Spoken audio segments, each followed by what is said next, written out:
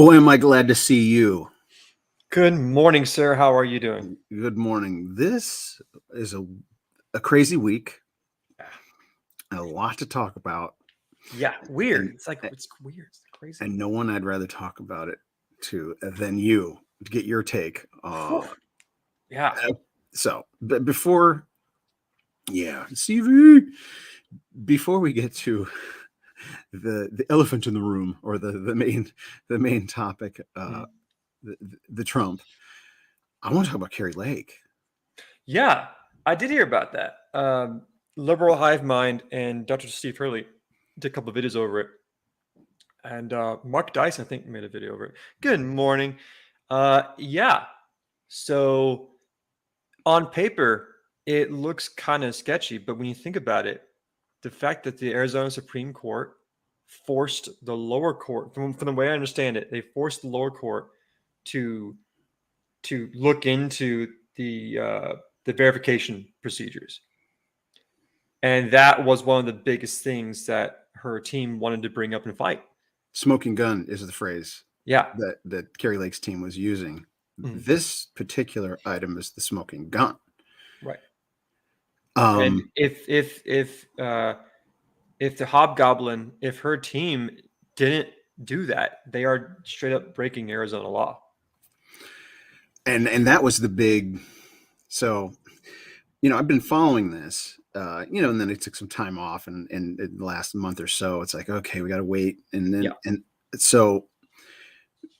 Here's the thing, and I talked to Doug TeNapel this morning already a little bit about this. So it was dismissed initially in the first case, and I didn't, because of the two items that were under review in the first case that were accepted. Of the 10, 2 of them.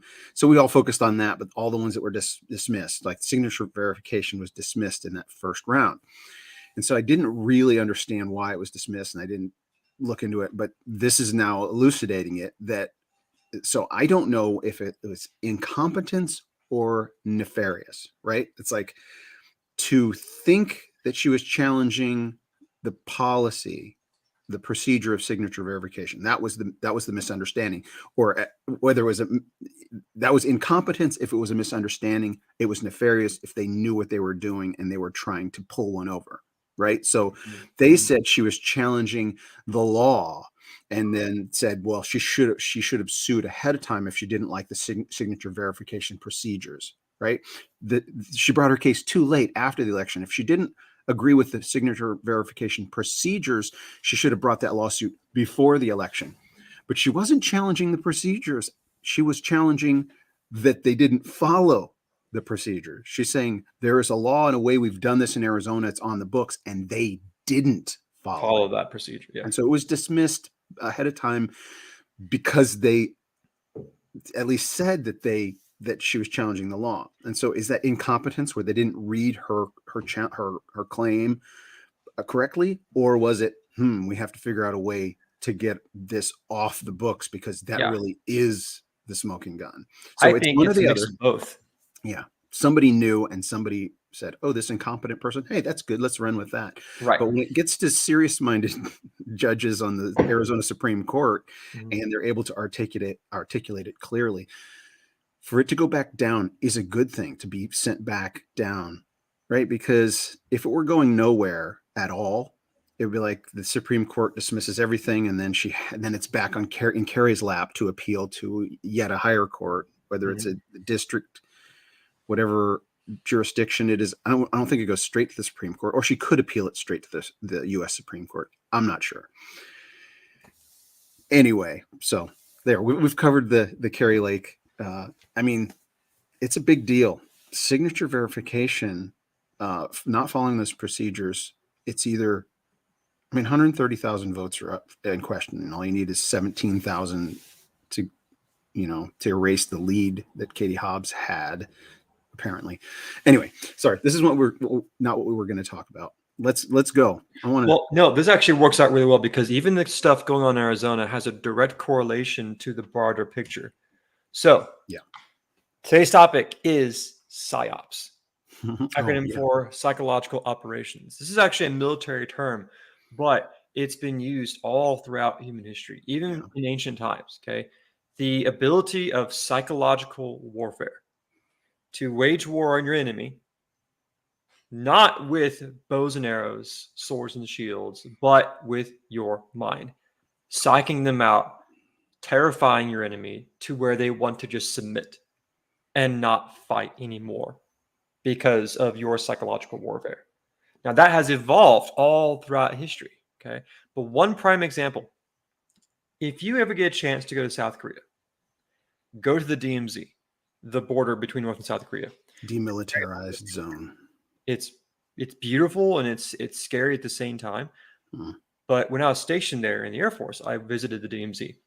And what's really interesting, you're looking into probably one of the last remaining pure dictatorships out there. Pure tyranny. Totalitarian regime. It's the absolute worst, okay? But here's the thing. The level of psychological warfare that their ruling authority uses on its own people is insane. If you actually look into it, read their constitution. Go on to constituteproject.org and actually read their constitution. It's scary and hilarious at the same time. The entire constitution is basically the words glorify the supreme leader. There's no such thing as the people have these rights. No, it's our country is great because our supreme leader is divine. It literally says that. Okay. That is the first level of psychological warfare. When your constitution tells the people your leader is amazing, your leader is great, there's nothing wrong with your leader is perfect, right? Right? Hail Caesar. Hail Caesar. Hail Caesar. Yeah, exactly. Okay. But when you're at the DMZ, you can physically see examples of their psyops. So there's a little town across the border. You can see it from South Korean side. It looks like your stereotypical Cold War era like village. The building's very bare. It's white. No one's actually living there. But there's a massive radio tower that still plays psychological warfare. So it's propaganda. They have propaganda playing all the time. And it's basically how evil everyone else is, how great we are. It's nonstop.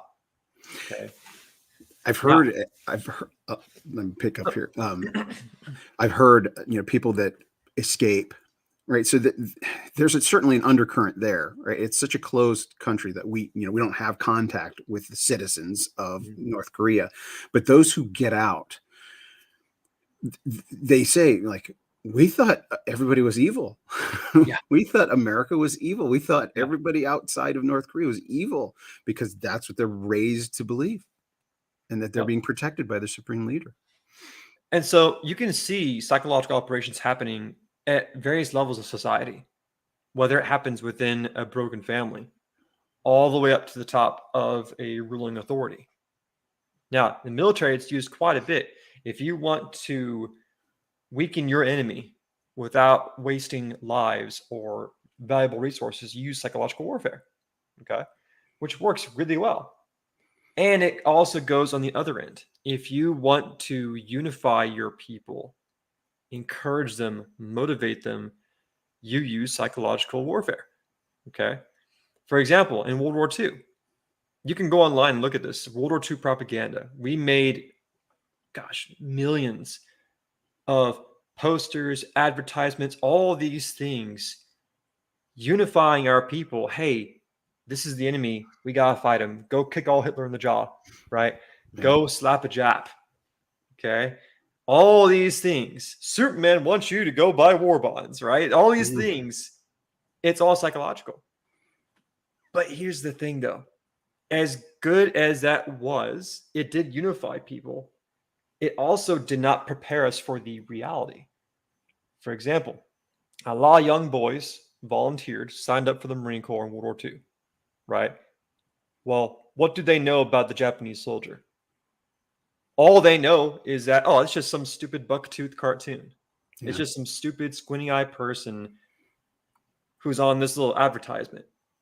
Oh, he's weak. He's stupid. I got this.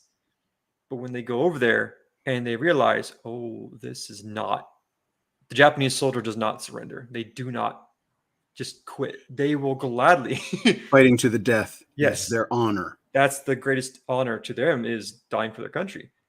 And that's why the Pacific Theater was so brutal. It was Normandy times 20.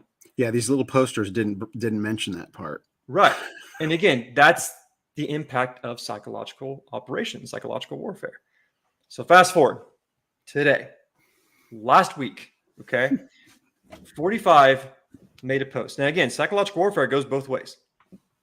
He knew exactly what he was doing. He's not an idiot. People think he is. He's not an idiot. He made a post. He put the bait out there, and everyone. It was like a preemptive strike, man. Exactly. Everyone preemptive strike. Everyone latched on to that, like McDonald's French fries. They just gobbled it all up. Okay.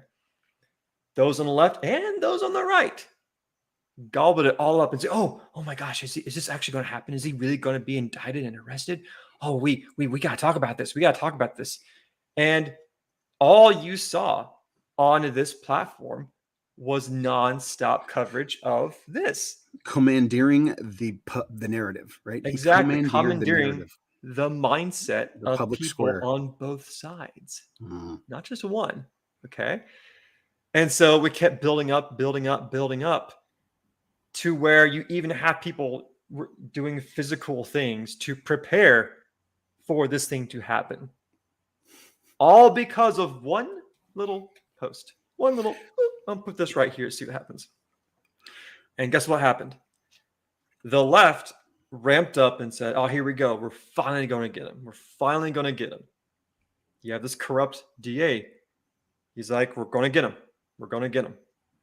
Well, this just happened recently. He was scheduled to go before the grand jury on Wednesday to review further evidence on any other alleged, crimes. But that got canceled. Like last minute, it got canceled. And Dr. Turley made a great video about it. And then, fast forward to today, gone. All charges dropped. That was as of this morning. Okay. Oh, really? Yeah. Mark Dice did the thing over it. And Dr. Turley is doing something over it now. So it got canceled. Charges dropped. Charges dropped? That I didn't know. That's what I understand. Okay. So now, to be fair, I'm sure there's other things going to play out. I'm sure there's other people are going to come out of the woodwork saying, "Oh, well, I know this, I know that." The point is, the left seized this opportunity to conduct psychological warfare on everyone who supports 45. Okay? Saying, you see, listen, if you fight us, we're going to bring him down and we're going to destroy y'all.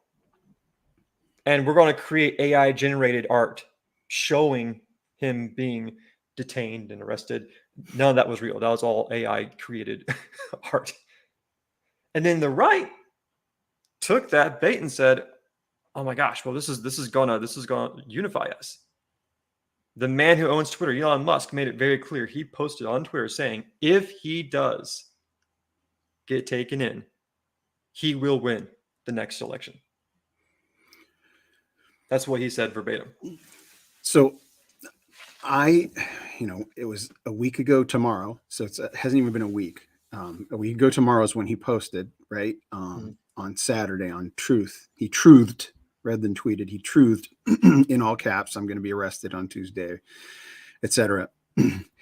And, here at This Way Network and then on Sweet Home Maricopa, it's like that, it's my bread and butter is politics, right? And so it's like, the pressure to respond. And producer Gina, she was like, "We got to take a stand on this because protesting is, et cetera, et cetera. We need it, this is our wheelhouse." And I'm like, it was late Saturday and then Sunday is a day of rest and worshiping with family. I'm like, you know what? I don't have time to even read all the things I need to read. And I'm like, I don't really have an opinion right now. I don't know about protesting, et cetera. And so, and sometimes when you're in the news cycle, it's so, you're just so in it and you can't step back. And so I was able to, like, I stepped back. I'm like kind of feeling it. And I'm like, he's not gonna be arrested on Tuesday.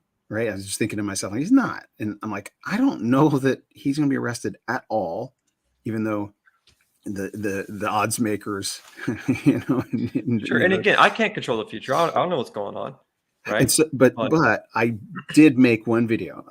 I made a video, actually one on this channel on This Way Network and one over at Sweet Home Maricopa, just saying, Trump arrest canceled, nothing to protest, right? That's the name of the video. Trump arrest canceled. And I made it on Monday. I think I made it. And then, it's like, I could be wrong. I could be wrong. If it happens, I'm wrong. And then it didn't happen this week. And so I'm validated in my prediction that it doesn't mean he's not going to be arrested. But what happened here, this preemptive strike, it was like, it woke a whole bunch of people up. It was brilliance. And I had this conversation with Doug 10 April earlier. So everybody out there, go to, we posted on Rumble, on This Way Network on Rumble. That will be posted later, that conversation with Doug, or go to Doug's Locals channel, Friday Morning Fiasco is what it's called. And we discussed it there a bit. Doug doesn't think it was like strategy or pre-planned by Trump. And he thinks it was instinct. And I lean in that direction, Trump's instincts. But Trump is also, I think he's probably got better people around him now than he's ever had, even though, he does certain things that you question. I'm like, why would you do that? Why would you say that? So are you saying that this was strategically, forethought, or it was Trump just going, I better tweet right now? Well, here's my question. His instincts have served him well. Well, yeah, absolutely. But here's my question. We need to remember who he is. He's a businessman, first and foremost. He understands you have to constantly think 5 steps ahead to run an effective business. Okay. Good point. Now, here's the thing. I apologize. Gina just posted. He hasn't been charged. Okay. Okay, gotcha. Yeah. All right. So the grand jury meeting was canceled and no charges have been issued. That's it. Right. So yeah, I apologize about that. So it wasn't dropped because none had been issued. Yeah. So here's the thing. We would not have had the amount of response, the tidal wave of response from the left and the right if he did not make that post. This probably would have still happened the way it did, but no one would have talked about it. No one would have even uttered a word about it. There's a lot of things still going on in the background with court cases that he's involved in that aren't being really talked about. Okay. So I do think it was strategic. I think he used his instincts running a business, as he always has, and say, you know what? I'm going to put this out there. Because whether he's right or wrong, putting his name out there for anything is going to keep his name embedded in everyone's minds. And that, I think, is a good thing. As this week unfolded, and not just being in the mix, commenting on it, because I can't. I got another strike on Sweet Home Maricopa for a video I posted a year ago. Crazy, right? But as I've been able to process that, it has this like sheer genius, sheer brilliance feel to it. It's like the way this unfolded, it's sheer brilliance and sheer genius. So Trump gets some of that credit, but it's Jesus, right? It is God is in control, right? Oh, well, God, right? That always comes back. It's like, this is brilliant strategy on God's part, right? This is us seeing what God's doing, right? Unfolding, right? Trump we're all sinners, so he's not an innocent man, but he is absolutely innocent of the majority of the allegations. But neither was King David, and God clearly used him. Right, exactly. I mean, King David did horrible, horrible things. Some of the worst things humans have ever done. Look like a saint. Yeah. And yet God still used him. So it's like the Democrats. Here's one of the things I thought. I was like, it's almost like, and this isn't happening, it's almost like Trump has plants, agents inside the Democrat Party, forcing their hand to do this crazy stuff, because it's like it all helps him, right? Yep. The impeachments, these prosecutions on these flimsy nothing stuff. It's all like psyops, but it's like Right. God's psyops. Well, he Exposing. he did that to force them to bring this all out in the open. And that's the main thing from my perspective. In my opinion, Yeah. one of the reasons why all this, the meeting got canceled was because the American people are starting to ask questions, as they have been. When you bring things out into the light, people start asking questions. They start thinking, wait a second, what's Yeah. really going on here? This makes no sense. The American people, such as the grand jury, Yeah. those American people, It's like, they're wait a like, second. You want to bring up these issues against him, yet why aren't we seeing anything brought against the current administration? yeah, what I love is the education we get out of it. Those who pay close enough attention, the education we get out of it, of how our system works. A grand jury essentially is a rubber stamp, right? If you have a district Yeah. attorney, it's Yeah. a person whose their job is to prosecute crime, right? Their job, like the job description, all I'm here is to prosecute crime. And so when a district attorney makes a recommendation to the grand jury, the grand jury in their mind says, well, this guy has a reason, and we'll look at it, and, well, it looks good enough, and Seems legit. go Yeah. ahead. So it's like 95% of recommendations that come up to grand juries get approved, like rubber stamp. Yeah. For a grand jury to say, wait a minute, wait a minute, it's in that little 5%, it's those people going, wait a minute, that guy who testified on Monday, Costello, the former Michael Cohen attorney, who said Yeah. there's 600 pages of documents that you, Mr. District Attorney, did not show us, right? That's There why should be exculpatory evidence. That's why Marjorie Taylor Greene's saying this district attorney needs to be prosecuted for withholding exculpatory evidence from the grand jury. Right. So and also strategically, because there's like 4 different separate cases, one in Georgia or whatever, the people trying to prosecute Trump for different things. This, I think, is the flimsiest one, because number one, it's not a crime, right? The thing that he is accused of isn't a crime. A non-disclosure agreement for payment, right? Payment for a non-disclosure agreement is not criminal. It happens all the time. But they're trying to tie it to campaign finance violation. Dr. Steve really talked about that. Yeah. Yeah. And there's the separation is there. There's no connection between Trump and this payment, right? It's like it wasn't an ordered payment. It wasn't for the reason. There's no paper. There's a paper trail that she got paid. There's no paper trail that ties it to Trump's intention of all that stuff. Now, to be clear, plus the statute of limitation is expired. Right. And to be clear, I want all the viewers to know we're not legal experts. We're not lawyers. We're not giving any legal advice. I have to put that out there, right? We're talking about legal stuff now. Thank you for protecting me here. We're not legal experts at all. We're just ranting about our opinions. Okay. But I love what you said earlier of God's psyops. God used psyops all the time. And Christ was the ultimate victor in that operation. Watching what's going on, for example, RBG, Ruth Bader Ginsburg dying 3 months before Trump's first term ends. That's God's psyops, right? That's God's psyops. That's God saying, we're gonna make sure Trump gets another good judge. The irony of Ruth Bader, right?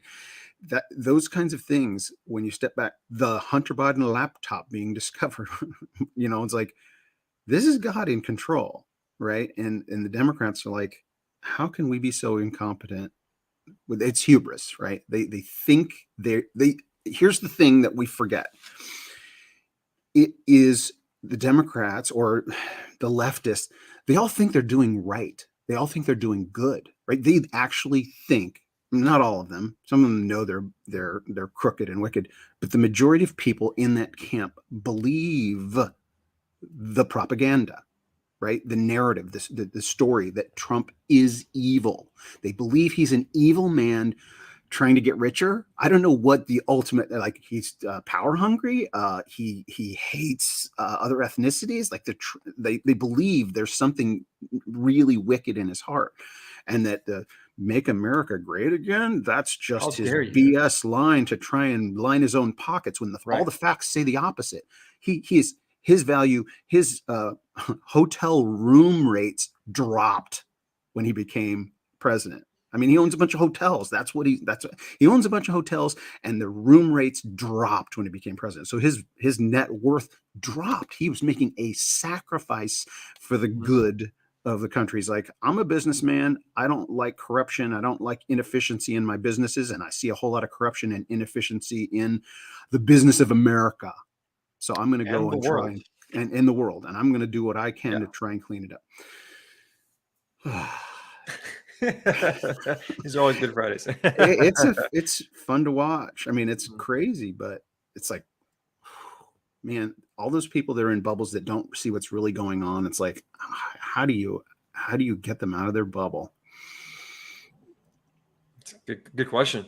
How do you break somebody out of psyops, right? How do you unbrainwash or deprogram a person who, it's the red pill, right? The red pill is the deprogramming. What really lasts is when they make that decision on their own. Yeah. That's when it truly stands the test of time. And it's events like this. You hear about people going, the light went on for me when on November 3rd, 2020, blah, blah, blah. Like when certain things happen, everybody has their own story of when the light went on. And the more of these things happen, it means there's more lights going on. Right. Our side is gaining strength and momentum with every one of these crazy events. Right. So is he going to be indicted? I don't know. I don't think so. And everyone said he was, and he isn't. And everything that said was going to happen didn't. And I think that's just another great example of what psyops looks like in our modern age. What will happen next week? I don't know.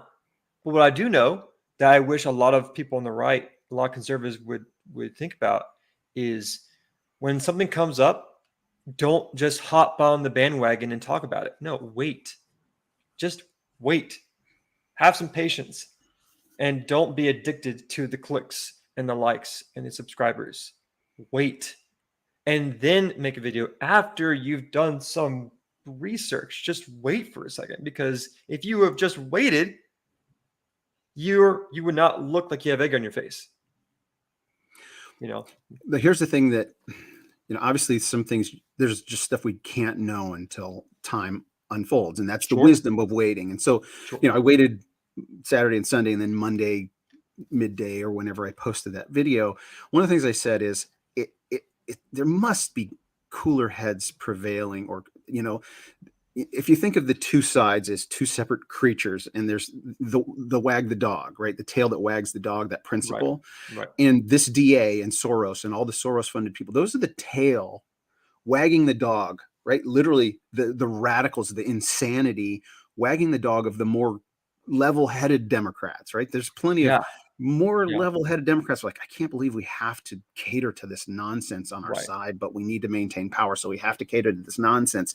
And that tail is wagging the dog, and it's like, does the dog have enough power to keep that tail in check? And so will he be prosecuted? And now that we've seen the reaction and Trump's fundraising, his contributions going up and his popularity going up, are they waking up and saying, oh, we can't prosecute him because if we try it, actually, it will doom us. We will absolutely lose power, or, well, I don't know. Well, here's what we do know. We do know that he'll keep being attacked. We know that. Yeah. Based off of the evidence of the past, over 4 years, 5 years, 6 years now, he's going to keep being attacked. But if you want to look at someone as an example of how to endure, he's the guy.